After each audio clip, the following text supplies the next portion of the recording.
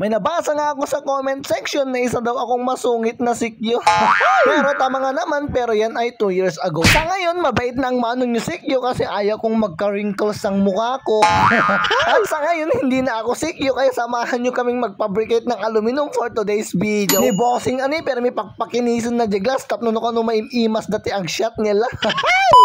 Bagong araw, bagong grind na naman manong yung sikyo muling nagbabalik. Ay, hindi na pala ako sikyo for today's video. So, sideline na naman ako sa shop ng aking boss manager Amo kasi nga sa bahay naboboard ako.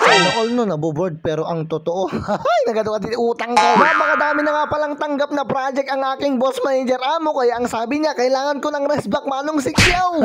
Piling kita nyo magiging ko. Nagawa nga pala kami ng aluminum grills at dito ako nakatoka sa paglagay ng mga braces ay bracket. Matagal-tagal na nga rin pala akong nagtratrabaho dito sa shop ng aking boss manager Amo kaya medyo gamay ko na yung mga gawain dito. Lalo pag barena, basic lang nga, dapat built-in nga barenak no ko.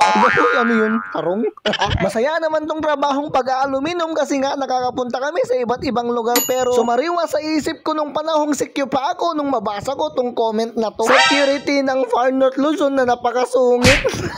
Pero which is correct. Susungitan nga sila sa akin dati kasi nga hindi ko masabi-sabi na isa pala akong Becky nila.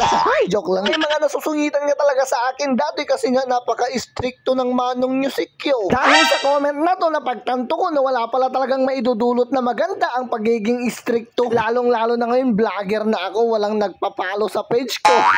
At buti na lang nung panahong sikyo pa ako, kada umuwi ako ay walang umaabang sa akin sa kanto kung meron lang. Apo yung makita na Fast and Furious. Ay, dati 100 kilometers per years niya nakano. At sa mga nasungitan ko dati, kung nanonood man po kayo ngayon, sorry na hindi na ako galit kaya i-follow niyo na ang aking page. At kung sakali man po na magcross ang ating landas ay bibigyan ko kayo ng napakatamis na smile pala. Okay, back to aluminum life na nga tayo. Unti-unti ko na ngang nabubuo itong grills na ginagawa ko. At kung sakali man po may nagbabalak dyan na magpagawa ng aluminum doors and windows, wag po kayong mahihiyang mag-comment sa baba. Pupuntahan po namin yan. Basta dito lang ha. Baka naman sa abroad yan.